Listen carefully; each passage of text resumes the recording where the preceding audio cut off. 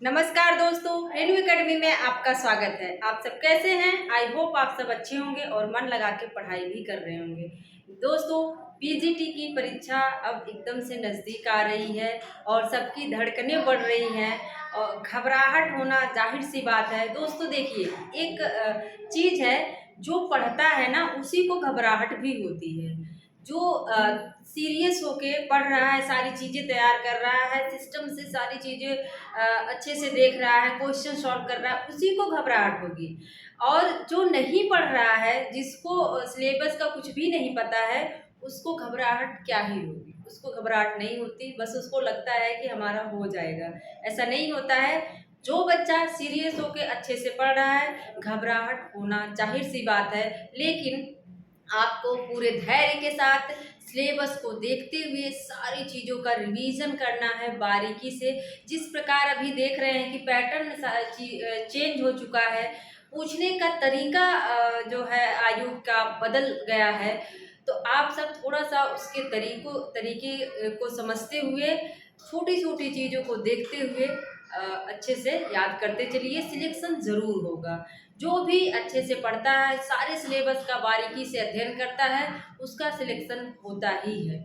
दोस्तों, आज हम जो प्रमुख ललित निबंधकार हैं, डॉक्टर विद्यानिवास मिश्र, इनके निबंधों को याद करेंगे। बहुत सारे इनके निबंध हैं जो इम्पोर्टेंट थे, जिनको अक्सर एग्जाम में पूछा गया है, वो हमने लिख दिया है। उसको हम एक आसान स्टोरी बनाकर याद करने की कोशिश करेंगे।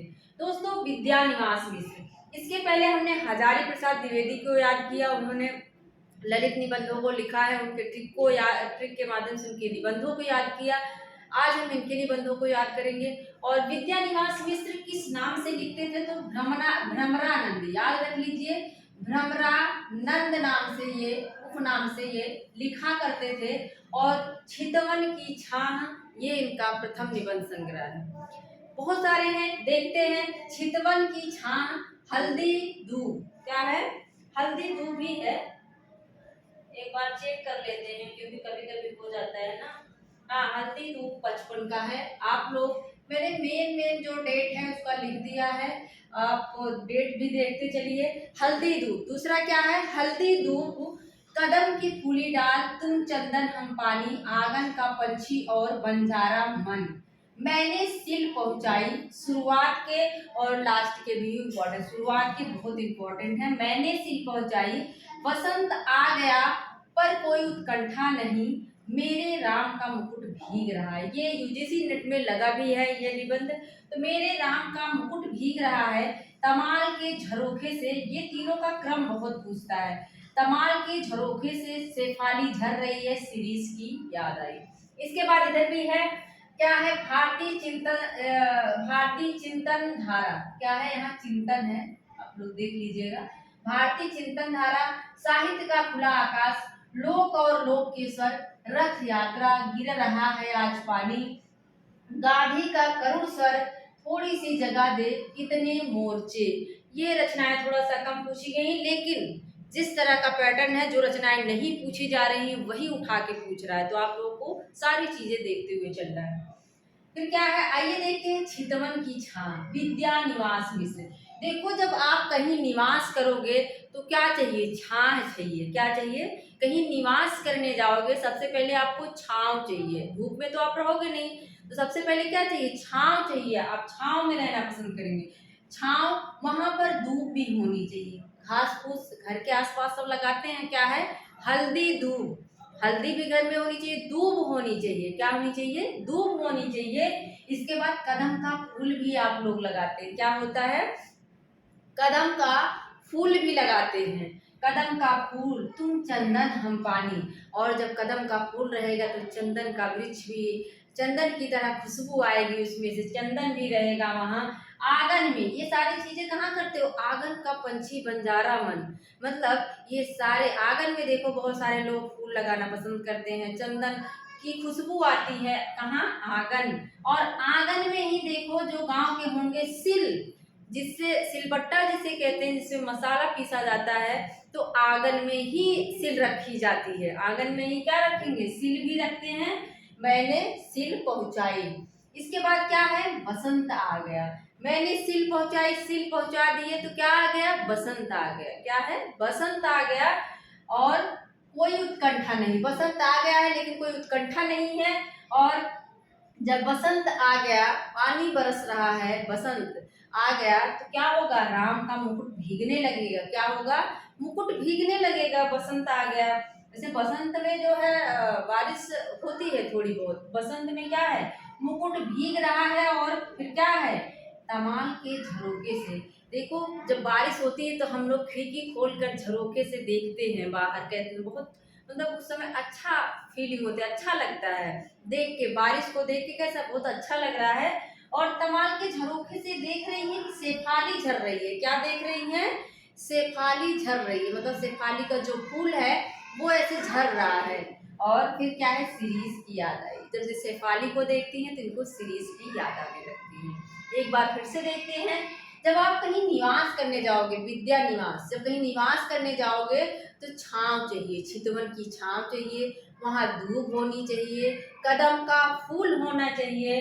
और चंदन, कदम के फूल से चंदन की तरह खुशबू आएगी। और ये सब लगाओगे कहाँ, आंगन में, आंगन में लगाओगे। आंगन में ही सिल रखी जाती है।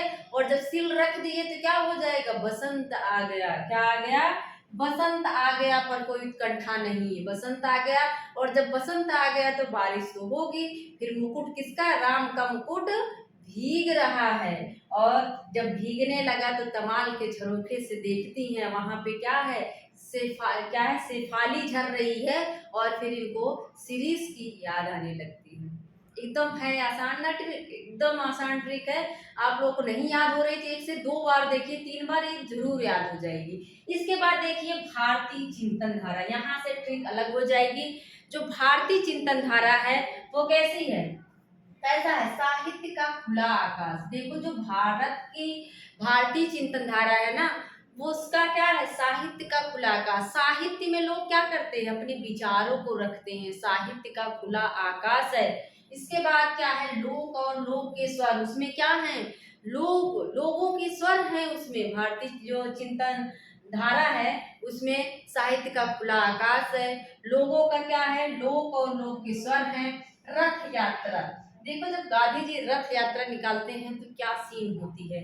गांधी जी रथ यात्रा निकालते हैं, गिर रहा है आज पानी, सबकी आंखों से पानी गिरता है। जब आंदोलन हो रहा है, गांधी जी आंदोलन करते हैं, सबकी आंखों से पानी गिर रहा है। गांधी के करुण स्वर, गांधी जो है करुण स्वर में भाषण देते हैं, थोड़ी सी जगह दे दे, कहते हैं कि थोड़ी सी जगह दे दो, कितने मोर्चे, कितने मोर्चे करोगे, थोड़ी सी तो जगह दे दो। ऐसा आप बना के याद कर सकते हैं। एक बार फिर से इसको देखो, जो भारतीय चिंतन धारा है ना, वो क्या है, भारतीय चिंतन धारा में साहित्य का जो मुंह है खुला हुआ है, साहित्य का खुला आकाश है, उसमें लोक और लोक के स्वर हैं। इसके बाद जो है रथ यात्रा निकाली जाती है, सबकी आंखों से पानी निकलता है। गांधी जी के स्वर जो करुण स्वर हैं। और फिर क्या है, थोड़ी सी, गांधी जी कहते हैं कि थोड़ी सी जगह दे दो, और थोड़ी सी जगह कितने मोर्चे करोगे।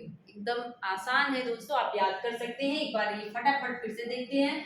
आप निवास कहाँ करोगे, जहाँ चितवन की छां रहेगी, दूब रहेगी, हल्दी दूब, कदम का फूल लगाओगे, उसमें से चंदन की खुशबू आएगी। और ये सब करोगे कहाँ, आंगन में करोगे। आंगन का पंछी बंजारा मन, आंगन में करोगे। आंगन में ही सिल रखी जाती है, मैंने सिल पहुंचाई, आंगन में ही सिल रखोगे। और जब सिल रख दिए तो बसंत आ गया। बसंत आने के बाद मुकुट भीगने लगेगा, बारिश होगी, राम का मुकुट भीग रहा है। और इसके बाद जब बारिश होगी तो आप शेफाली के, तो आप किसके झरोखे से कहाँ देखोगे, तमाल के झरोखे से आप देखोगे बाहर, तो क्या होगा, शेफाली झर रही है। और शेफाली को देखने के बाद आपको सीरीज की याद आने लगेगी। होता है ना, बारिश में देखने के बाद अच्छा सा लगता है और कुछ याद सा आने लगता है, तो क्या है, शेफाली झर रही और सीरीज की याद आने लगती है। दोस्तों मुझे लगता है कि आप लोगों को याद हो गया होगा, और आप सब लग के मेहनत करिए, आपका सिलेक्शन निश्चित है।